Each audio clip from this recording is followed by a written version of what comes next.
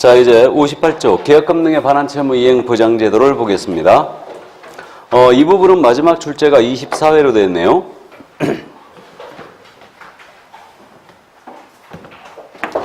자, 이 계약금 등에 관한 채무 이행 보장 제도. 그래서 이 제도는 일단 예치 권고 제도라고 하는 거죠. 제도의 도입 취지 보시면 갑과 일간의 부동산에 대한 거래하셨네요. 이 거래를 A가 소개했는데 계약금 들어가고 중도금 들어갔어요.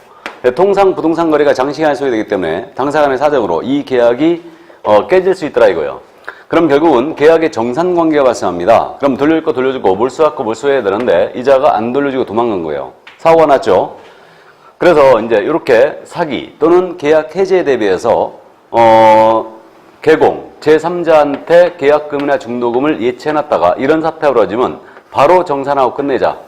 이것을 권고할 수 있는 제도가 바로 계약금 등에 관한 채무 이행보장제도입니다. 그럼 이것은 거래사고를 대비하는 사전적 예방제도임을 알 수 있죠, 일단. 그래서 사전적 예방제도에 해당하고요. 미국에서 사용하고 있는 에스크로 제도와 유사한 제도라고 그랬습니다. 그래서 이 에스크로 제도가 이거는 계약 이행 대행 제도죠. 그래서 이제 에스크로업자가 대금을 다 받아요. 등기서류도 에스크로업자 받죠. 그다음에 이제 요거 권리증 나가면서 대금이 지급됩니다. 그래서 제3자가 모든 계약 이행을 대행하는 거죠. 이게 에스크로 제도인데 사기도 예방할 수 있어요. 그래서 이것을 들여오거나 하나의 발판 규정으로 이해되고 있습니다. 그럼 궁극적으로 이것은 을한테 유리한 제도임을 알 수 있죠. 그래서 취득 을인에게 이 제도는 유리한 제도임을 일단 알 수 있습니다.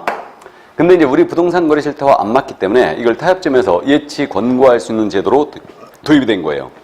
자, 그래서 이제 거기 31조 1항에 근거하는 건데 이게 이제 쭉 나열이 돼 있네요. 그러면 거래 안전을 위하여 우리 개업공사는요, 예치해라. 계약금, 중도금, 잔금을 예치해라고 권고해야 된다 할 수 있다? 권고할 수 있다요? 권고해야 된다 아닙니다. 그러니까 이것은 개공의 의무다 아니다? 의무가 아니에요. 근데 제가 왜 이거 의무편에 실어놨다고요? 달리 넣을 데가 없어서 그래서 여기다 넣어놨다고 했습니다. 그래서 예치 권고 제도율과지 이건 의무가 아닙니다. 그럼 예치 권고할 때 누구 명의로 계약금 등을 예치할 수 있느냐 이 문제가 있고요. 언제까지 예치할 수 있느냐 예치 기한에 관한 문제가 있고요.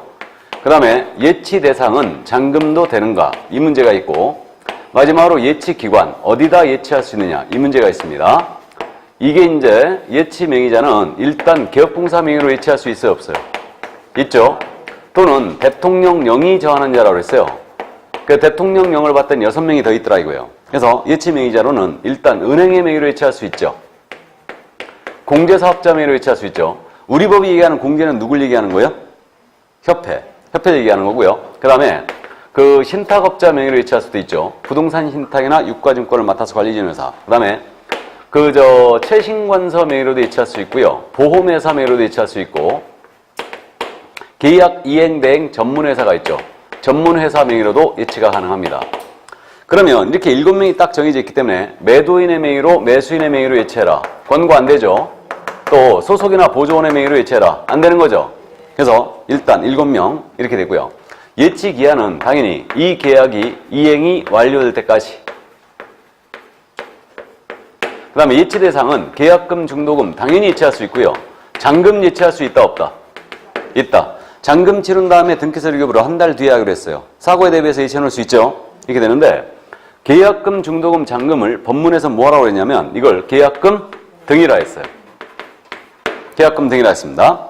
그 다음에 이제 예치 기관이거든요. 예치 기관은 일단 돈이니까 금융기관에 예치할 수 있습니다. 그 다음에 신탁업자에게도 예치할 수 있어요. 그 다음에 공제사업자에게도 예치할 수 있습니다. 이거 그러면 그 외기간 된다 안 된다? 되죠. 그래서 금융업무를 하는 자들은 예치기관이 될 수 있어요. 그래서 금융기관 업무를 하는 자가 대표적으로 금융기관, 신탁업자, 공제사업자 외에 누가 있을까요? 채신관세가 있죠. 우체국은 분명히 금융업무를 하고 있습니다. 그래서 여기가 예치기관이 될 수 있죠. 그래서 말이에요. 여기 은행, 공제사업자, 신탁업자 있죠. 채신관서도 있어요. 이들은 예치 명의자이자 예치 기관이 될 수 있죠. 이거. 그래서 우리 법 31조 1항이 그렇게 되어 있는 겁니다.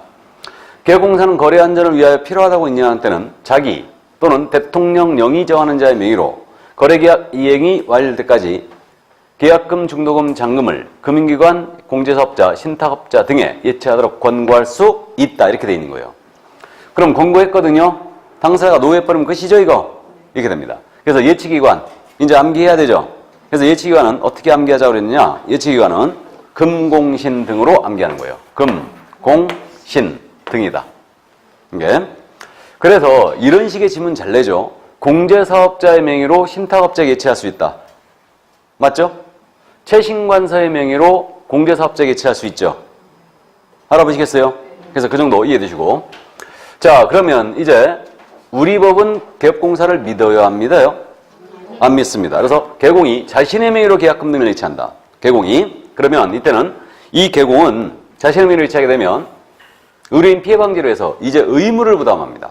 그래서 개공의 명의로 예치하는 경우에 특칙이에요, 이게.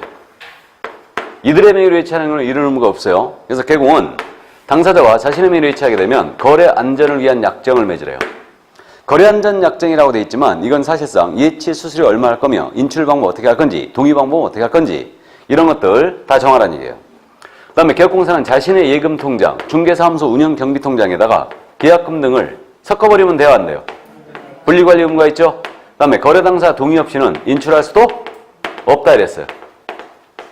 나아가 이거 떼먹고 도망갈까봐 예치 금액에 해당하는 금액으로 보증보험, 공제, 공탁의 방법으로 보증까지 설정해야 되죠?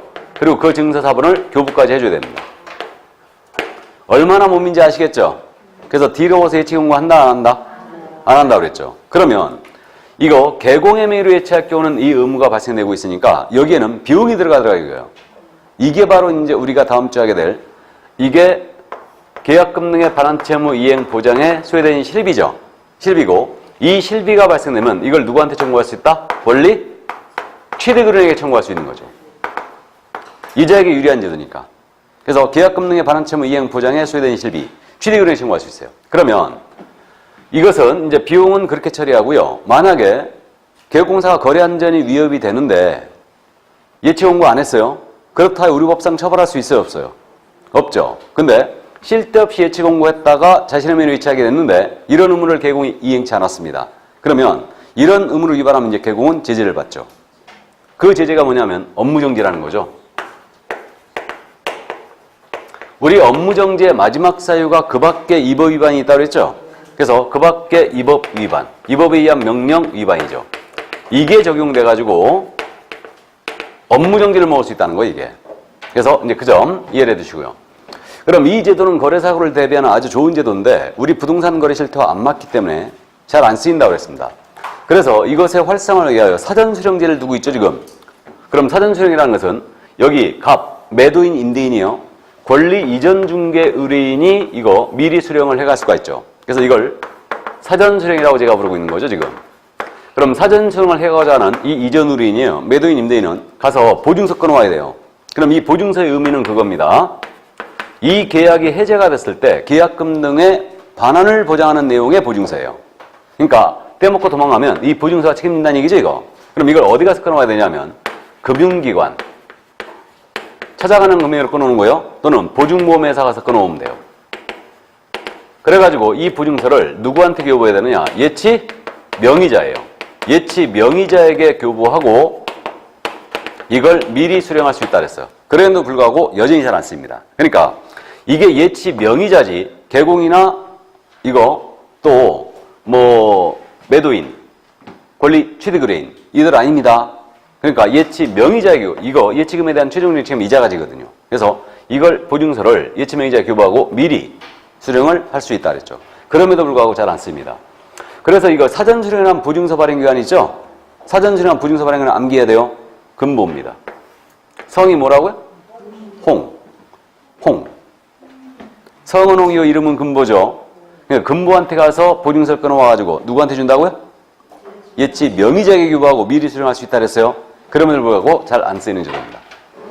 자, 그러면 이제 출제한 지가 조금 됐기 때문에 일단 감을 잡아두시고 이제 금지행위로 가볼까요? 하지 말아야 될 부작의무. 이 금지행위는 매번 출제합니다.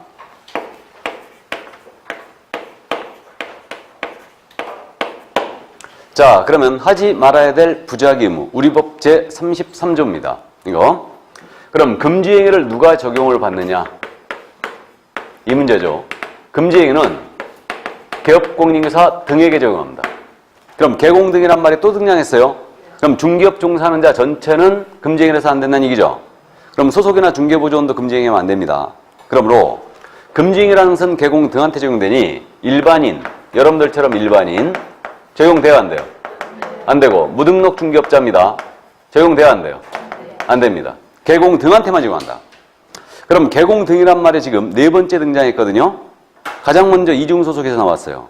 그 다음 결격사유에서 나왔고요. 비밀준수에서 나왔죠. 그 다음에 금지행위에서 나오겠습니다. 마지막 하나가 어디서 나오냐면 부동산 거래사고 예방교육이 있죠. 국장 시도사 등록하청은 개공등에 대하여 사고 예방교육을 실시할 수 있다. 거기서 나오죠. 자, 그러면 여러분들은 매매업 해도 된다는 얘기네요. 맞죠? 그 얘기입니다. 그래서 이 금지행위 적용 대상은 개공등이라는 거 이해해 두시고, 그럼 금지행위 종류는 몇 가지가 있는 거예요 지금? 7가지. 이게 바로 7금지다. 이게. 그래서 우리가 학교 다닐 때 7공주 있었다고 그랬죠. 자, 그럼 이제 금지행위 종류 7가지가 암기하자고 그랬어요 이거. 매, 무, 수, 거, 증, 직, 투. 매무수거, 증직, 투. 이렇게 매무수거, 증직, 투로 암기하는 거예요. 자, 그럼 이렇게 지금 암기하고요. 이렇게 암기해야 될 이유가 형사처벌 때문에 그러죠? 매무수거에 걸리면 이거 몇 년이에요? 1-1. 1년 이하의 징역 또는 1,000만 원의 벌금을 처합니다. 근데 증직상투에 걸리면 3-3이에요. 6월 3일서부터 3-3으로 바뀌는 거죠? 6월 2일까지는 3-2입니다. 자, 그러면 이렇게 되고요. 그럼 매가 뭐예요? 매매요. 무등록 중개업자와의 거래. 수, 보수, 초과. 거짓된 언행으로 판단그르치 가능이죠. 그 다음에 증서 등에 대하여 중개했거나 매매업을 했거나 하죠. 이거고, 그 다음에 직접거래, 쌍방대리, 투기조장 행위 이겁니다. 그래서 이게 바로 이제 7가지 금지행위가 이거고요. 이 중에 한 가지를 우리 개업공인중개사가 위반했어요. 행정처분. 개공 위반하면 행정처분이 뭐예요? 등록 취소해야 된다, 할 수 있다? 할 수 있다. 임의적 등록 취소예요. 임치사는 모두가 업무정지 사유이기도 하죠. 그래서 개공은 임치 또는 업무정지예요. 근데 소속공인중개사가 만약에 이 금지행위 중에 한 가지를 했다. 소공은 자격정지, 자격정지를 받을 수 있죠. 그래서요, 한 건의 위반 행위로 동시에 나갈 수 있는 아주 좋은 케이스죠, 이거. 행정처분과 행정형벌이거든요, 이거. 징역벌금은 동시에 나갈 수 있는 아주 좋은 케이스예요. 그러니까 우리 개업공사가 만약에 매매업하다 걸렸잖아요. 그러면 등록 취소 또는 업무지휘 먹으면서 1년 징역 갈 수 있어요. 소공이 만약에 의뢰인 쌍방대리 했다. 그러면 자격정지 받으면서 3년 징역 갈 수 있습니다. 그래서 매무수거, 증직투. 금지행위는 형사처벌도 잘 물어봅니다. 그러니까 꼭 이해해 두시고요. 자, 그럼 이제 금지행위냐 아니냐가 주 타겟이니까 이제 금지행위 첫 번째 매매업입니다. 이거는 뭐 크게 문제가 없네요. 그래서 중개대상물에 관하여 매매를 업으로 하는 행위가 금지되어 있죠. 이걸 차단한 이유는 알고 있는 정보를 이용하여 자신의 이익을 꾀하는 데 쓰더라 이거예요. 그래서 매매업이 전면 차단되어 있습니다. 그럼 중개대상물 입광공, 토지건물 입광공에 대해 매매하는 게 금지되어 있으니까 자동차 매매업입니다. 우리 법상 금지행위 아니죠 이거? 아니고 업으로 해야 된대요. 그럼 업은 한 번 정도 한 건 아니라고 그랬죠. 그러니까 계속 반복성을 떼야 되고 불특정 다수를 상대로 해야 되며 영리성이 있어야 되죠. 이게 업입니다. 그럼 갑으로부터 부동산을 사서 을한테 팔고 병으로부터 사서 저한테 팔고 사고 팔고를 업으로 한다. 이게 바로 매매업이죠. 그럼 중개대상물에 관하여 임대업을 하는 행위도 금지행위냐? 임대업은 금지되는 행위다 아니다? 아니죠. 매매업만 금지가 되어 있는 거예요. 그러니까 중개대상물에 관하여 매매업을 하는 행위가 금지되어 있어요. 그러나 한 번 정도 사고 판 것은 아무 상관이 없죠. 매매를 업으로 해야 된다. 그래서 이 정도 감 잡아두시고, 다음 두 번째 금지행위 무등록 중개업자와의 거래라고 그랬죠. 제목은 이렇게 붙었는데 무등록 중개업자임을 알아야 돼요. 중개사무소에 개설 등록을 하지 않냐고 중개업을 영위하는 자인 사실을 알면서 그 자를 통하여 중개 의뢰받거나 그 자에게 자신의 명의를 이용케 하는 행위, 이게 두 번째 금쟁. 이거는 충실히 조문만 이해하면 돼요. 이게. 그럼 무등록업자를 통화해 중개를 받다는 얘기는 그 얘기예요. 중개대 상무를 우리 개공이 소개받는데 소개받는 과정에 무등록업자를 통하면 안 된다는 얘기죠? 이게 안 된다는 얘기예요. 나아가 이자에게 명의를 이용케 했다. 뭐 대표적으로 이거 아닙니까? 갑을 간의 거래를 무등록업자가 소개했죠. 계약서 써주는데 자기 이름을 넣을 수는 없더라 이거예요. 그러니까 A 명의를 빌리는 거죠. 이 A가 여기다 명의를 넣어주면 안 된다는 얘기예요. 이게 안 된다는 얘기입니다. 그래서 이게 바로 명의 이용이에요. 그런데 무등록업자들은 이제 좋은 물건 갖고 있는 경우도 많고 자금력도 풍부한 경우가 많다고 했습니다. 걸리게 되면 어떻게 하시라고 그랬어요? 몰랐다라고 오리발을 확 내밀라고 그랬죠. 예, 그래서 알면서 해야 됩니다. 무등록업자임을 알아야 된다. 그래서 그 정도. 자, 그럼 두 번째 금쟁이 무등록업자와의 거래행위. 무등록업자임을 알면서 그를 통화의 중개를 받거나 그에게 명의를 이용케 하는 행위. 가볍게 이해해 두시고. 자, 세 번째 보수초과행위예요. 그러면 이제 이 보수초과행위 우리 법이 정해놓은 중개 보수가 있죠. 실비도 있어요. 그래서 그 우리 법이 정해준 중개 보수라든가 실비에 한도를 초과하는 거죠. 한도를 초과해요. 그 명목을 따지지 않습니다. 사례로 주든 증여로 주든 불문입니다. 명목에 불문하고 재산적 가치가 있는 일체의 것을 더 받는 게 모두 금지다. 그래서 뭐 현금으로 더 받은 거는 뚝 떨어지는 보수초과고 현금으로 받지 않았지만 백화점, 상품권, 보석, 자동차, 비싼 양주 다 해당된다 그랬죠. 어떤 식으로도 받으면 안 된다. 증여로 주든 고마워서 주든 요구해서 받든 어쨌든 더 받으면 안 돼요. 그래서 받으면 이건 다 1년 이하의 징역입니다. 이렇게 되는데 그럼 나머지 이제 케이스 바이 케이스로 기억하라고 했는데 먼저 컨설팅이나 분양대행 권리금 거래 소개했습니다. 컨설팅 해주고 분양대행 해주고 또는 권리금의 거래 소개해주고 보수를 무제한히 받은 거예요. 이건 보수초과에 걸릴 일이 있다 없다? 주의해야 됩니다. 작년에 이거 또 물어봤어요. 분양대행 가지고. 그러니까 상가에 대한 분양대행을 해주고 상가의 보수를 한도를 초과해 받은 행위. 금지행위 아니죠. 분양대행은 절대 아닙니다. 권리금 거래 소개하고 보수를 무제한히 받았다. 초과 아닙니다. 그 점 이해하시고. 그 다음에 무료로 중개하는 행위는 이거 위법은 아니라고 그랬죠. 그죠? 근데 무료 중개 행위 하더라도 확인 설명 정확히 해야 된다고 그랬어요. 맞죠? 그 다음에 손해배상 책임도 있다고 그랬습니다. 무료 중개 행위도 우리 법이 적용돼요. 자, 근데 이번엔 갑과 을 간의 거래를 A가 소개했는데 갑으로부터 100만 원, 을로부터도 보수가 100만 원이었거든요. 근데 200만 원 전액을 요거 을이 부담하기로 했고 을로부터 200만 원 전액을 받았어요. 즉 일방으로부터 전액을 받은 행위. 보수 초과야 아니에요? 초과 아니죠 이거? 보수를 누가 부담하느냐 이 문제는 당사의 약정으로 자유롭게 정할 수 있어요. 그러니까 이거는 보수 초과 절대 아니다. 이 점 이해하시고 다음 당좌 수표 사건 기억나세요? 우리 기업공사가요 액면금액이 법정 한도를 초과하는 당좌수표로 보수를 받은 거예요. 사업하시는 분들이 당좌수표 발행한다고 그랬죠. 이 액면금액이 법정 이거 판례 다 있습니다. 지금 초과했는데 좋다고 받았습니다. 그럼 이 당좌수표를 나중에 은행에 가서 교환을 해야 되잖아요. 교환하러 갔더니 이 당좌수표가 부도 처리된 거예요. 이거 여기서 이제 이게 보수 초과냐의 문제가 생겼던 거죠. 이게 그래서 개공은 나는 받은 금액이 하나도 없다. 그러니까 나는 초과한 게 아니다 라고 주장했고 의뢰인은 실제로 나한테 지급한 금액도 없으니까 의뢰인의 손해도 없었다. 의뢰인이 손해 입어야지만 금지행위가 되는 거 아니겠느냐 이렇게 주장했어요. 이 점에 대해 우리 대법원은 뭐라고 판단했냐. 금지행위의 본질은 행위 자체를 금지할 목적이 있다. 그러니까 처음서부터 당좌수표가 부도 처리되어 있었다면 이것은 휘죽받으니까 보수초과가 아니겠죠. 아닌데 받을 당시에는 유효한 수표였고 후일 부도 처리되었으므로 이미 받는 순간에 금지행위를 완성한 것이다 그랬어요. 그러니까 결국 이거 보수 초과했다는 얘기죠. 초과였고 그 다음에 의뢰인의 손해발생이 금지행위 성립 요건이냐 이 점에 대하여 금지행위의 본질은 행위 자체를 금지함의 목적이 있다고 그랬죠.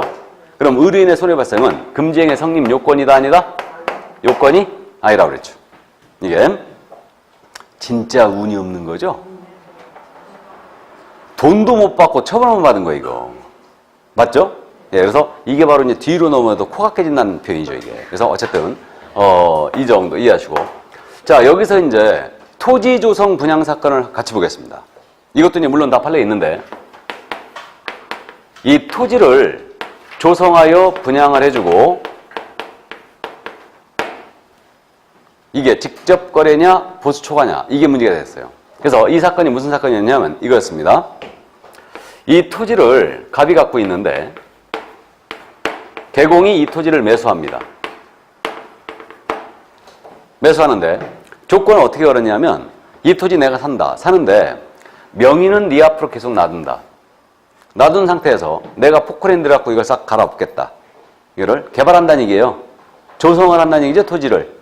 대지를 조성하는 거예요. 그래갖고 형질을 변경하는 거죠. 지금. 그래갖고 이걸 분할한 다음에 200평, 300평으로 분할한 다음에 하나하나 쪼개서 팔아치운다.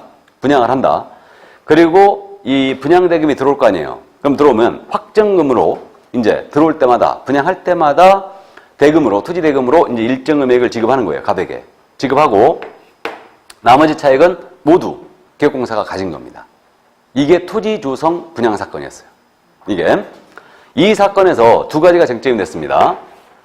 개업공사가 갑소유의 토지에 대해 매수했죠. 지금 이게 의뢰인과의 직접 거래냐 이게 문제가 됐고 또 하나는 지금 확정금 지급하고 나머지 차익을 모두 챙겼죠. 이게 보수 초과냐 이 문제가 생겼던 거예요.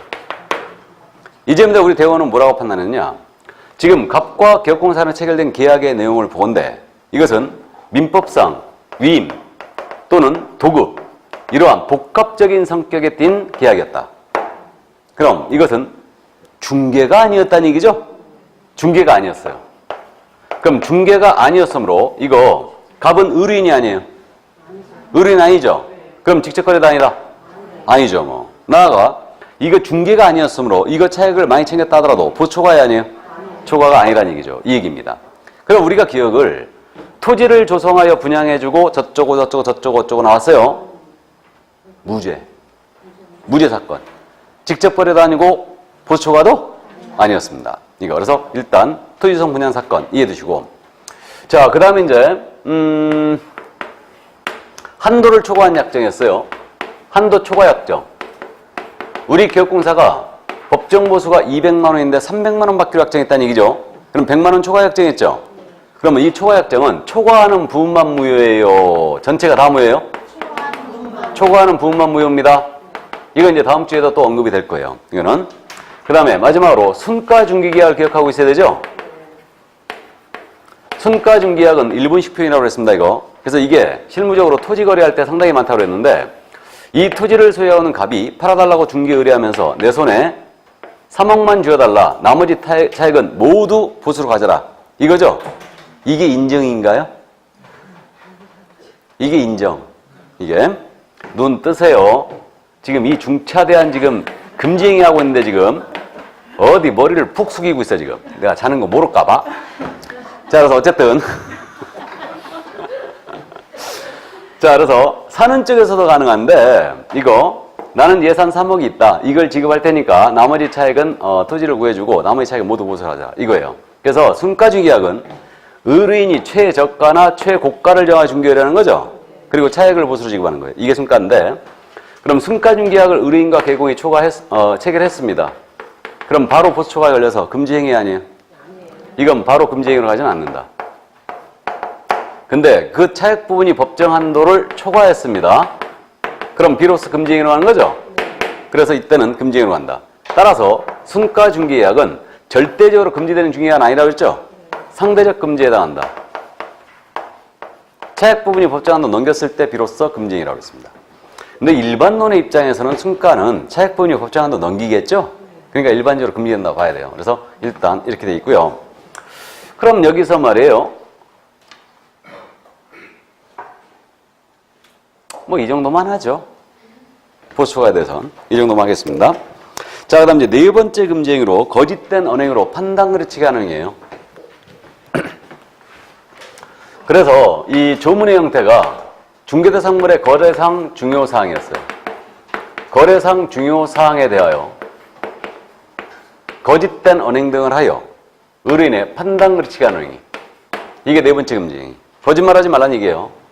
그럼 거래상 중요사항이 뭐냐? 이게 문제인데 이거는 일반론의 입장에서는 확인 설명사항이 있죠.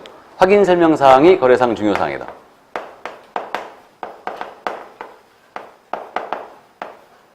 그럼 기권거수, 공시면 환지세 이것에 대해 거짓말하면 일단 금지행위로 처벌될 수 있다는 얘기인데 저는 이 정도로 중요해야 된다고 보고 있습니다. 이 사실을 의뢰인이 알았더라면 거래를 하지 않았을 정도로 중요한 사실이에요. 이러한 사실에 대해 거짓말하면 이제 처벌받습니다. 그래서 주로 권리관계, 공법상 이용자 및 거래규사항, 시설물의 상태 이런 거에 대해 거짓말했다. 그럼 바로 이제 금지행위로 처벌될 여지가 있는 거예요. 그러면 이 거래상 중요사항에는요, 우리 최근의 판례가 가격에 대한 정보도 포함될 수 있다는 게 판례였어요. 가격 정보도 포함될 수 있다. 물건 자체에 관한 사항뿐만 아니고 가격에 대한 정보도 거래상 중요사항이 될 수 있다. 이 거래에 있어서 가격이 아주 중요한 요소로 등장했는데 가격을 만약에 속였어요. 이것도 거래상 중요사항이다. 그 다음에 하급심 판결 쪽에서는요, 시세 정보 있죠? 시세 정보를 속인 거예요. 전부 다 거짓단행이 될 수 있다고 그랬습니다. 이거 사기로 처벌했어, 다. 이게 시세 정보도 해당될 수 있다. 예를 들어서 시세가 5억에서 5억. 그럼 매도인한테 5억이라고 해야 되죠? 맞아요? 매수인한테는. 역시 5억이라고 해야 되죠? 시세가 5억이면 5억이라고 해야 됩니다. 근데 우리가 원만한 거래를 위해서 매도인한테는 약간 가격을 낮게. 맞죠? 매수인한테는 시세를 약간 높게 얘기하는 거죠. 그래서 아주 싼 물건 비싸게 판 것처럼 해가지고 보수를 무지하게 챙겨야 되죠. 이게 능력 있는 개공이에요. 이게 시세 그리치기 한 거 전부 다 사기로 처벌했습니다. 이거. 그래서 어쨌든 그 정도 이해해 주시고 나머지 이제 케이스 바이 케이스인데 소송이 제기된 사실을 숨겼어요. 거짓단행은 맞죠? 그러면 경우에 따라서는 적극적으로 거짓말한 경우뿐만 아니고 단순히 침묵도 거짓말이 될 수 있죠, 이거. 알려야 될 사항을 알리지 않은 거예요. 그것도 이제 거짓단행이 될 수 있습니다. 그러니까 소송 제기된 사실을 숨겼다. 거짓단행 맞고 개발 계획이 없음에도 불구하고 있는 것처럼 고지한 행위. 그리고 거래시켰어요. 전형적인 유형이죠. 또 거래가 한산해지면서 살려는 사람도 없어요. 근데 이 토지 사면 내가 고가로 되팔아줄게, 전매해줄게 하고 이제 기망하는 행위. 이것의 전형적인 유형이 이 토지 사면 내가 1년 내 2배로 팔아줄게. 이거였죠, 이거? 팔아줘도 소용없다고 했죠, 이거? 우리는 행위 자체를 금지하기 때문에 이미 판단을 그렇게 한 거예요, 지금. 실제 2배로 팔아주게 되면 이 점은 판사가 감안한다고 했죠? 자, 그래서 그 점 일단 이해해 두시고. 그 다음에 또 우리 개업공사가 매도인과 짰어요.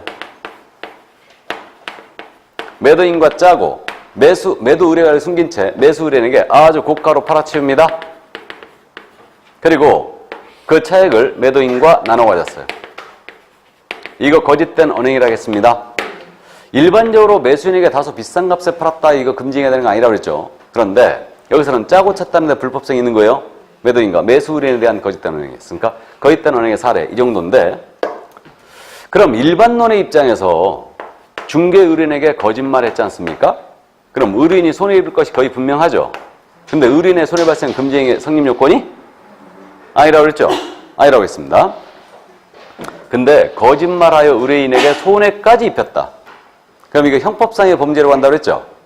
거짓말하여 타인에게 손해까지 입히면 형법상의 무슨 죄예요? 사기. 이게 사기죄입니다. 사기는 10년 이하의 징역이라고 그랬죠? 훨씬 중요해졌어요. 그래서 이제 그 점 일단 감 잡아두시고 이게 자, 그 다음 이제 1년짜리 4가지를 여기까지 다 한 겁니다. 4가지 다 했고 이제 증서중개매매업으로 넘어갑니다. 증서중개매매업인데 지금부터는 3년이에요. 부동산 거래 질서를 문란하게 할 우려가 있는 행위들이죠. 이 증서 등에 대하여 중개를 해서도 안 되고 매매업을 해서도 안 돼요. 그럼 중개가 뭐고 매매업이 뭐냐? 이건 이제 알고 있으니까요. 이 증서에 대해서는 법조문 형태가 어떻게 되냐면 관계법령에서 양도, 알선 등이 금지가 되고 있는 부동산 분양, 임대 등과 관련이 있는 증서라고 했어요. 법조문이. 그래서 이 증서에 해당하는 게 이게 여러분들이 공법 시간에 주택법 공부하잖아요? 거기서 주택공급질서 교란행위 있죠? 이걸 공부하는데 여기서 나오는 것들이 전부 다 증서들이다. 주택공급질서 교란행위에 나오는 것들. 그게 대표적으로 입주자 저축증서가 있어요. 이게 청약통장이죠. 대표적인 증서입니다. 또 주택상환사채 있어요. 주택으로 나중에 받을 수 있는 회사채. 요즘 요거 잘 안 나오죠. 그 다음에 또 그 철거 예정자 확인서, 이주대책 대상자 지위 확인서, 무허가 건물 확인서 이런 것들이에요. 이게 전부 다 뭐라고 이게? 이른바 딱지. 이게 딱지죠. 이게 딱지치기 하지 말라고 그랬죠 이거? 바로 그 얘기예요. 이게. 그러면 갑이 1순위 통장을 갖고 있는데 이 통장을 을한테 파시는 겁니다. 이 통장의 거래를 소개하지 말라는 얘기죠 이거? 이 얘기예요. 한 번 소개해도 바로 이거 증서중개입니다. 나아가 이러한 딱지를 사서 팔고 사서 팔고 사서 팔고 매매업을 합니다. 이것도 금지행위예요. 이게 그래서 이제 그것도 안 된다. 그럼 결국은 이 증서에 분양권 들어가요 안 들어가요? 주택분양권 상가분양권 이건 중요한 죠 I라는 게 우리 대판이고요. 나아가 상가 분양계약서를 갑과 을이 사고 팔았어요 이거. 이건 매매계약서에 불과하다는 겁니다. 여기서 말한 증서에 해당하지 않는다는 거죠. 그래서 이 정도. 이게 바로 증서중개 매매업이었습니다. 이거. 자, 그러면 이제 3년짜리 증서중개 매매업을 봤고요. 다음에 의뢰인과의 직접거래 쌍방대로 내려갑니다.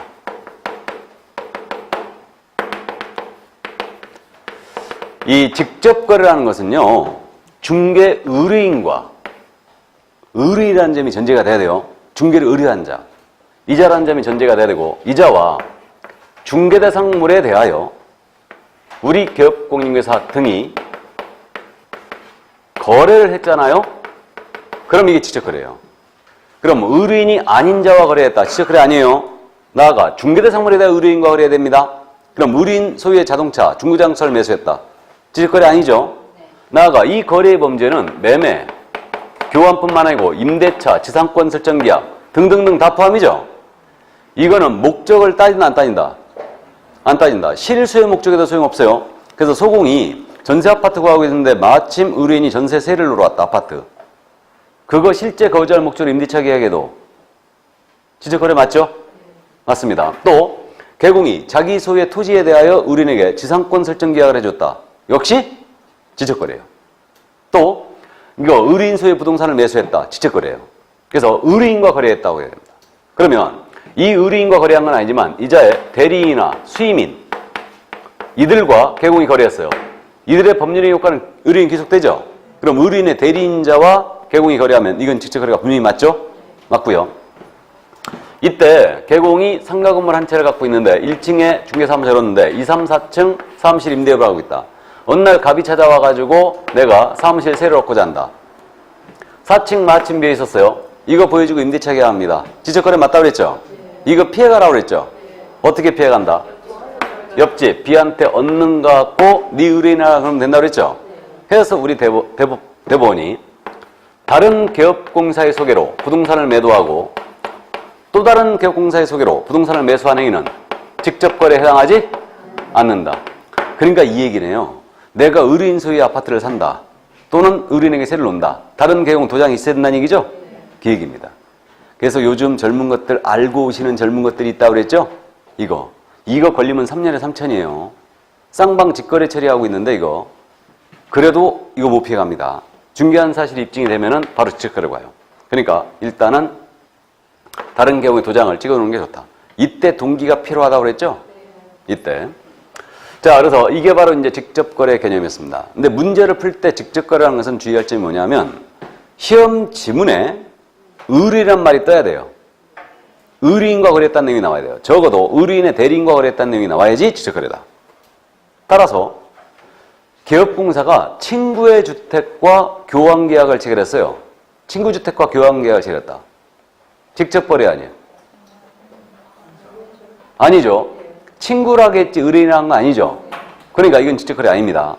그걸 의뢰인을 추정하면 안 된다는 얘기예요. 친구라겠으니까. 그러니까 의뢰인이라는 말이 나와 있다는 얘기죠.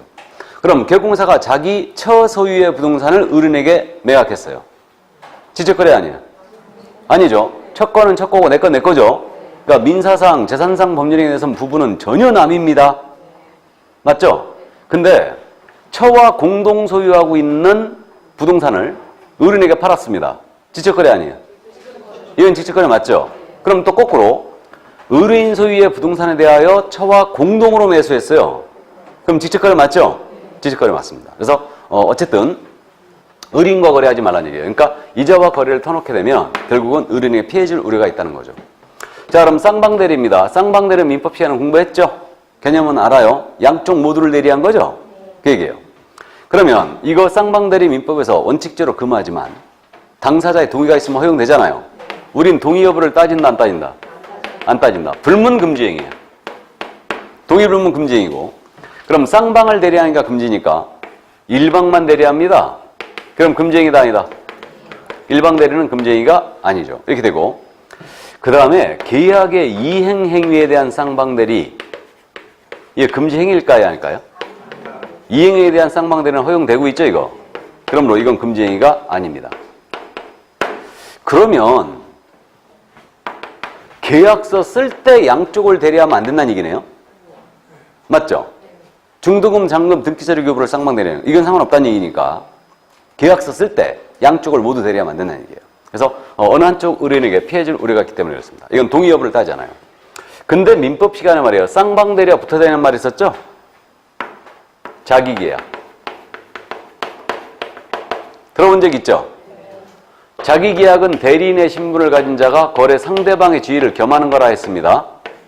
예를 들어서 갑이 A에게 아파트 팔아달라고 중개 의뢰하는 거예요. 하면서 매도에 관한 대리권을 A한테 수여했다는 얘기죠. 물건 보아하니까 싸고 좋습니다. A가 사버린 거죠. 그러니까 결국 대리인의 신분을 가진 자가 거래 상대방의 지위를 겸하고 있잖아요. 이걸 자기계약이라고 해요. 그럼 민법상으로 자기계약은 원칙을 금하고 있지만 이자의 동의가 있으면 허용되고 있죠. 우린 동의불문 금지예요. 어디에 걸렸어요 지금? 직접거래예요 이거.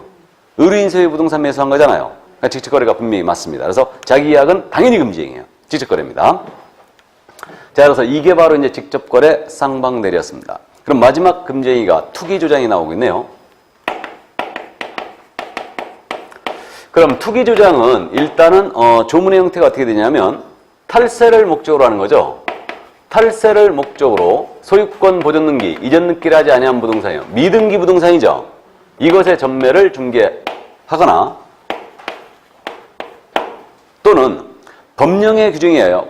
전매 등 권리의 변동이 제한된 거예요. 권리 변동이 제한된 부동산, 이것의 전매를 중개했대요. 그럼 투기조장으로 갑니다. 그럼 탈세 목적 미등기 부동산 전매 중개 이거 아니에요? 갑으로부터 의리 부동산 매수했는데 자기 앞으로 등기 안 치는 겁니다. 그리고 이제 병에게 팔아치우는 거죠. 이 거래를 소개하지 말라는 얘기죠, 이거. 맞죠? 이때 의리, 전매 차익 못 얻었습니다. 전매 차익 여부는 따진다, 안 따진다? 안 따진다. 우리 행위를 금지하기 때문에 불문 금지예요. 이거는 당연히 금지고. 권리의 변동이 제한된 부동산이 뭐가 있느냐? 이게 전매 제한된 분양권. 현재 전매 제한에 걸려있는 분양권이 있습니다. 우리 평택은 분양권 전매 제한 1년 걸리나요? 네. 그죠? 그러니까 전매 제한된 분양권을 전매 제한 기간 중에 있는데 이걸 전매 중개했다. 그럼 투기조장으로 갑니다. 전매 제한된 분양권은 되도록이면 중개를 자제하시기 바랍니다. 이거 걸리면 한 방에 가십니다. 그냥 한 방에. 워낙 크기 때문에. 그래서 어쨌든 이 정도. 그래서 이게 바로 이제 금지행위 7가지였습니다. 그래서 이제 사례까지 모두 다 봤는데, 자, 그럼 판례 쭉 한번 살펴볼까요? 거기 그저 판례는 지금 1번 판례입니다. 개업공사가 부동산 거래 중개안에 사례비나 수고비 등의 명목으로 금원을 받았습니다. 이것도 보수초과죠. 사례비나 수고비로 받아도 이거는 보수초과다. 이게 그래서 고유한 미풍양속을 아주 저해하는 못된 규정이라고 그랬죠. 다음 2번 판례. 그 보수초과 금지 규정의 본질은 개업공사 등이 중개의뢰인으로부터 보수 등의 명목으로 법정의 한도를 추구하는 금품을 취득함에 있는 것이지 중개의뢰인에게 현실적으로 그 한도 초과액 상당의 재산상 손해가 발생함을 요건을 하는 것이 아니다. 이게 당좌수표 사건에서 했던 얘기거든요. 그러니까 의뢰인의 손해 발생 금지행위 성립 요건이 아니라는 얘기였어요. 다음 3번 판례. 보수 등의 명목으로 한도를 초과하는 익명금액에 당좌수표 요구받고 후일 그 당좌수표가 부도 처리되었다거나 또는 중개인을 그대로 반환했다 하더라도 특별한 사정이 없는 한 보수 초과 수수행위에 해당한다. 알아보시겠죠? 다음에 4번 판례. 분양대행과 관련해 거부받은 금원은 초과수가 금지되는 금원이 아니다. 말씀드렸죠? 작년에 역시 또 물어봤고 이거. 5번. 권리금을 수사하고 중개한 것은 중개행위에 해당하지 않는다 그랬죠? 그러니까 아무리 말해도 보수 초과 아니라고 그랬죠? 알아두셔야 되고. 다음 이제 6번 판례입니다. 토지를 택 택지로 조성하여 매도한 후에 금원을 취득한 행위. 자, 이게 택지 조성 나왔죠? 그리고 이거 무죄 사건이라고 기억하라고 했어요. 그럼 중개행위에 해당하지 않으므로 의뢰인과 직접 거래를 보기도 어렵고 또한 초과수수에 해당하지 않는다. 알아보시겠죠? 토지 조성 분양 이해두시고. 다음 이제 7번입니다. 당해 중개사물의 거래상 중요사항에는 당해 중개사물 자체에 관한 사항뿐만 아니라 그 중개사물의 가격 등에 관한 사항들도 그것이 당해 거래상 중요사항으로 볼 수 있는 이상 포함된다. 가격에 대한 정보도 거래상 중요사항이 될 수 있다고 했죠. 그러니까 거짓말하면 금지행위로 처벌된다고 그랬습니다. 다음 8번 판례요. 중개인 등이 서로 짜고 매도 의뢰 가액에 비하여 무척 높은 가액으로 중개 의뢰인에게 부동산을 매도하고 그 차익을 취득한 행위는 거짓된 언행에 해당한다. 알아보시겠어요? 짜고 쳤다는데 불법성이 있다고 그랬죠. 거짓된 언행이었어요. 다음 9번 판례입니다. 중개사물이 임야가 개발지향으로 결정되어 가격이 떨어지고 매수하려는 사람도 없어 상당한 가격으로 현금화하기 어려운데도 불구하고 그러한 사정을 모르는 매수인 의뢰인에게 바로 비싼 값에 전매할 수 있다고 기망하여 매매계약체를 했다면 이는 불법행위로 된다. 거짓된 언행이라는 얘기죠? 1년 내 2배로 팔아줄게. 바로 이겁니다. 이게. 다음 이제 10번 판례입니다. 상가의 전부를 매도할 때 사용하라고 매각 조건 등을 기재하여 인쇄해 놓은 양식에 매매대금과 지급일 기일 등이 해당 사항을 기재한 분양계약서는 상가의 매매계약서일 뿐 부동산의 분양임대 등과 관련 있는 증서라고 볼 수는 없다. 상가 분양계약서는 증서 아니라고 그랬죠? 예, 바로 이 판례고. 다음 이제 11번 판례. 중개의뢰인입니다. 의뢰인과의 직접 거래에서 말하는 중개의뢰인을 말하여 그 중개의뢰인은 중개사물의 소유자뿐만 아니고 그 소유자로부터 거래에 관한 대리권을 수여받은 대리인이나 거래에 관한 사업매체를 위탁받은 수임인 등도 포함된다. 그래서 의뢰인의 대리인과 의뢰인 소유의 부동산에 대해 거래했다. 직접 거래가 맞다고 그랬죠? 자, 다음 12번 판례입니다. 개업공사가 매도인으로부터 매도 중개 의뢰받은 다른 개업공사의 중개로 부동산을 매수하여 매수 중개 의뢰받은 또 다른 개업공사의 소개로 중개로 매도한 경우 직접 거래에 해당하지 아니한다. 알아보시겠죠? 그래서 이게 간접 거래가 된 거죠. 다른 계공이 개입하면 간접 거래다. 13번 판례. 직접 거래가 되기 위해서는 먼저 중개인이 중개 의뢰인으로부터 중개 의뢰를 받았다는 점이 전제가 돼야 되고 중개인이 중개 의뢰인으로부터 의뢰받은 매매기한 임대차 등과 같은 권리의 득실 변경에 관한 행위에 직접 상대방이 되는 경우를 의미한다. 자, 이게 토지 조성 분양 사건에서 했던 얘기예요. 그래서 의뢰라는 것은 그 개념입니다. 그래서 의뢰를 받았다는 점이 전제가 돼야 되고 직접 그 중개사물에 대하여 상대방이 되는 경우를 의미한다고 그랬죠. 이게 의뢰인의 개념이에요. 그 다음 이제 14번 판례입니다. 개공사 등이 중개의뢰인과 직접 거래를 행위를 금지하는 규정은 강행 규정이 아니라 단속 규정이라고 봐야 한다. 자, 이게 뭔 얘기냐?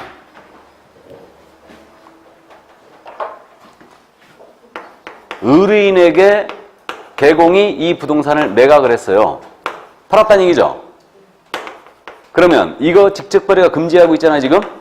그럼 직접 거래란 금지 규정은 효력 규정이 아니고 단속 규정이에요. 그럼 이 매매 계약은 유효다, 무효다? 유효란 얘기예요. 알아보시겠어요? 유효란 얘기입니다. 바로 그 얘기예요.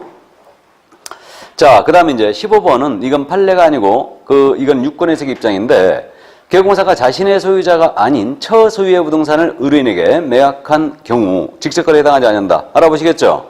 다음에 16번 판례. 미등기 전매자에게 전매 차익이 없는 경우에도 이를 알선하면 투기조항에 해당한다. 알아보시겠죠? 예, 그래서 여기까지. 그럼 오늘은 여기까지 할까요? 오후에 특강도 있고 그러니까.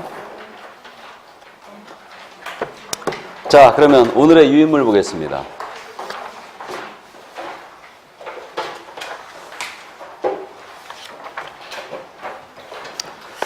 1번입니다. 이건 지난주에 했는데 지난주에 문제가 안 나갔기 때문에 오늘 나갔는데 다음 부동산 거래용어와 관련한 설명으로 옳은 것은 1번입니다. 거래용어 사업자로 지정을 받을 수 있는 자는 법인인 부가통신사업자에 하나한다. 법인인 OX, X 부가통신사업자에 하나죠. 법인 개인 따지지 않아요. 외국인도 지정받을 수 있어요. 법인인 틀렸어요. 그걸 빼면 딱 맞는 질문이고 2번 거래용어 사업자 지정을 신청한 자는 당해 부동산 거래용어 가입 비용 신청하는 개업공사가 600명 이상은 돼야 한다. 몇 명 이상 해야 돼요? 500명 이상 하면 되죠? 그 다음에 2개 이상의 시도에서 각 30명 이상 해야 되죠? 5 빼기 2는 3이다.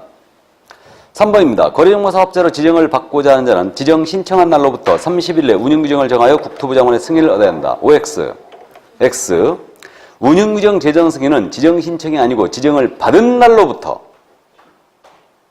3개월 내 운영규정을 제정할 수 있게 만든 거예요.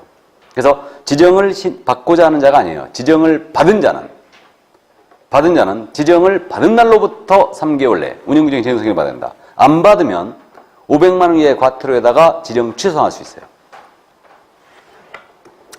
자, 다음 4번 질문. 개업공사가 부동산 거래망에 거짓으로 중개사물에 대한 정보를 공개한 경우 개공이었죠. 업무정지 처분을 받을 수 있다. 맞았네요. 개공이 정보망에 대고 거짓 공개했거나 거래사실을 통보하지 않았다. 업무정지죠. 다음 5번입니다. 거래용모 사업자가 개업공사에 따라 차별적으로 중개사물에 대한 정보 공개한 경우 국토교통부장관은 거래용모 사업자 지정을 취소해야 한다. OX. X. 지정 취소는 할 수 있다만 있다 그랬죠. 할 수 있다. 그러므로 정답 4번이었습니다. 2번 내려가죠. 중개사물의 확인 설명 관련한 설명으로 틀린 것은 1번입니다. 중개대상물에 대한 확인 설명은 소속공사도 할 수 있다. 맞아요? 네. 2번 질문. 개업공사는 확인 설명을 하면서 설명의 근거자로 의뢰인에게 제시해야 한다. 맞죠? 규발음은 없고. 3번. 개업공사는 의뢰인이 중개사물의 상태와 관한 자료 요구에 불응한 경우 이를 권리 취득 의뢰인에게 설명하고 확인 설명서에 기재해야 한다. 맞습니까? 다음 4번. 중개인한 소공사는 확인 설명서에 서명 또는 날인해야 한다. OX.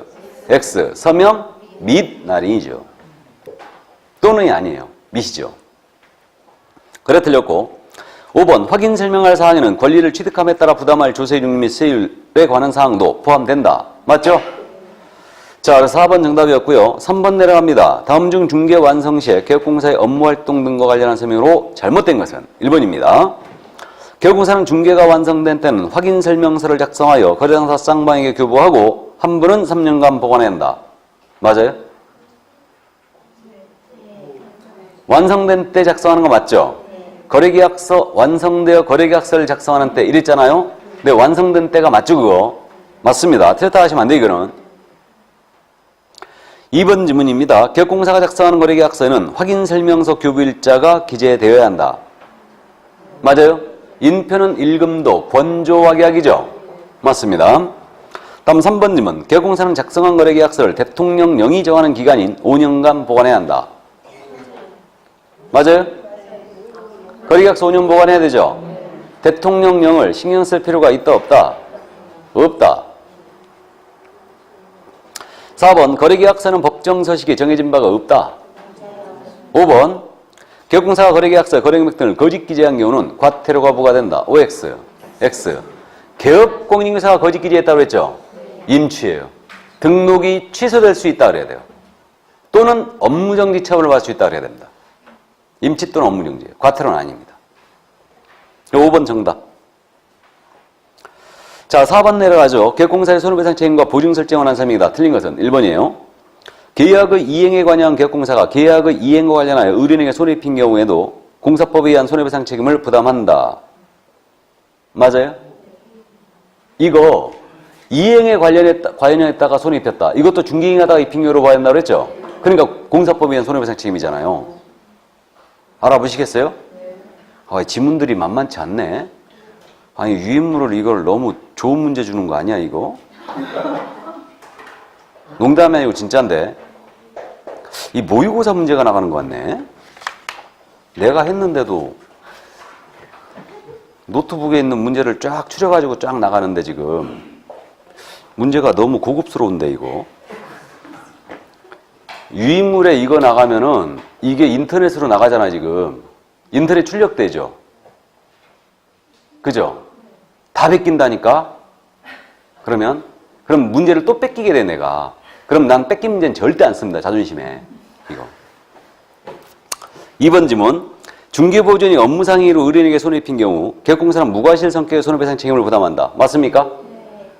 보조원이 업무상의로 의뢰인에게 손해 입혔다고 그랬죠? 개업공 책임짓죠? 무과실 책임이죠. 3번입니다. 개업공사가 보증으로 공탁금은 개업공사가 폐업을 하더라도 3년간 일을 해소할 수 없죠. 4번. 보증은 이미 설정한 보증 이력이 있는 기간이면 언제든지 변경할 수 있다. 맞아요? 맞죠?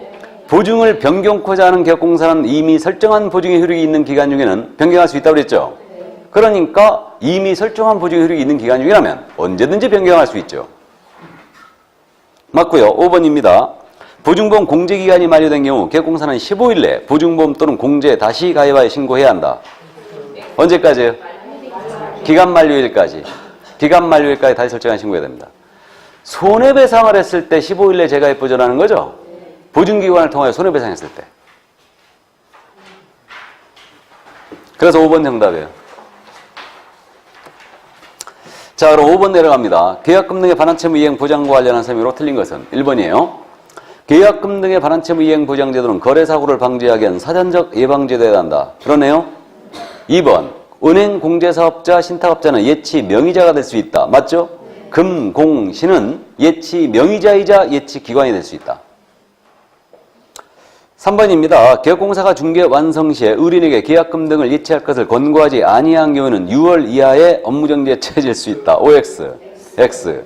권고할 수 있는 제도니까 업무정지 아니죠. 근데 쓸데없이 권고했다가 자기 명의로 예치하게 되는데 분리관리 같은 거 안 하면 업무정지 먹을 수 있다고 그랬어요. 구분 되시죠? 자, 그래서 3번 정답이에요. 4번입니다. 계약금 등을 예치한 경우에 매도인, 임대인 등은 당해 계약을 해제한 때 계약금 등의 반환을 보장하는 내용의 보증서. 자, 당해할 때 당자 앞에서 가로 열고 내용의 그랬죠? 내용의. 의 다음에 가로 닫고. 뭔 얘기냐? 이게 보증서를 꾸미는 말이에요. 그러니까 계약금 등을 예치한 경우 매도인, 임대인 등은 당해 계약을 해지한 때 계약금 등의 반환을 보장하는 내용의 보증서란 얘기예요. 알아보시겠어요? 또 못 알아봤구만. 이거 법조문 그대로 나간 거들 이거 일부러 나간 것 같은데 이거는 제가 이거 보증서를 못 알아보시는 분이 있어요. 지문을 읽으면서 책을 안 읽으면 이런 사태가 벌어지는데 그래서 책을 꼭 읽어야 돼. 꼭 읽어야 되는데 이 보증서가 그러라고 그랬죠. 이 계약이 깨졌을 때 안 돌려주고 도망가면 이 보증서가 책임질 거다. 그런 의미라고 그랬죠. 그러니까 이 계약이 해제가 됐을 때 계약금 등의 반환을 보장하는 내용의 보증서죠. 천천히 볼까요? 이 계약이 해제가 됐을 때 계약금 등의 반환을 보장하는 내용의 보증서. 알아보시겠어요? 국어 잘하셨나 보네? 금방 알아보시게. 알아들으셨죠? 못 알아들었어요? 못 알았으면 내 설명 다시 하고. 앞자리에 앉은 분은 내가 용서해줘.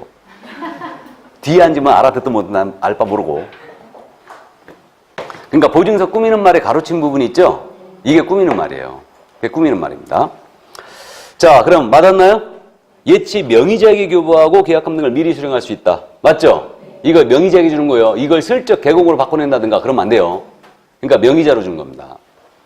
다음에 5번. 계약공사는 자기의 명의로 계약금 등을 예치한 경우 이에 소요된 비용을 권리 취득의뢰인에 청구할 수 있다. 취득의뢰인이 청구할 수 있다. 맞아요? 예, 맞습니다. 야, 문제 좋네 진짜. 아무리 봐도. 6번 내려갑니다. 그렇다고 이거 문제지를 여러 장 가져가면 돼, 안 돼? 응? 지금 사무실에서 유인물을 엄청 지금 복사해뒀더니 뭐 인원은 한 몇 명 안 나오는데 말이에요. 응? 유인물은 막 3배 정도 나간다고 그러대. 이거 집에 가져갖고 휴지로도 못 쓰잖아요. 뻣뻣해서. 자, 6번 내려갑니다. 금지행위. 해당하지 않는 것은 그랬는데 1번입니다. 소속공인사 갑은 의뢰인으로부터 토지의 매도 대리권을 수여받고 매수 의뢰인과 매매계약을 체결해 주었다. 뭐예요 이거? 소속공사 갑은 의뢰인으로부터 토지 매도 대리권 수여받죠?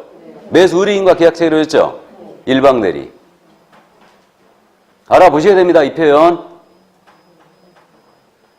그래서 기출문제 특강할 때 이런 부분들을 다 정리를 해드릴 건데 이런 비슷비슷한 지문들을 확실히 알아보고 가야 됩니다. 그래서 매도대권 수여받고 매수 의뢰인과 계약했다. 일방대리입니다. 2번. 개공사 을은 아파트 청약저축통장에 매매를 알선하였다. 증서중개죠. 금지입니다. 다음 3번입니다. 개공사 병은 탈세 목적 미등기 부동산 전매 알선을 주었으나 의뢰인이 전매 차익을 얻지 못하였다. 전매 차익 불문이죠. 투기주장. 3-3이고 4번. 개공사 정은 무등록 중개업자인 친구 A에게 무료로 자신의 명의를 이용토록 하였다. 무등록업자와의 거래죠. 1-1. 5번. 개공사 문은 본인이 거주할 목적으로 의뢰인 소유 아파트를 임차하였다. 그래도 직접 거래. 3-3. 그 정답은 1번이었습니다. 다음 주는 제가 휴강이죠. 다음 주 휴강입니다. 또 모른 척하고 나오셔갖고 중개법 열심히 하시지 말고 푹 쉬시기 바랍니다. 그럼 저는 그 다음 주에 건강검사를 뵙겠습니다. 수고하셨습니다.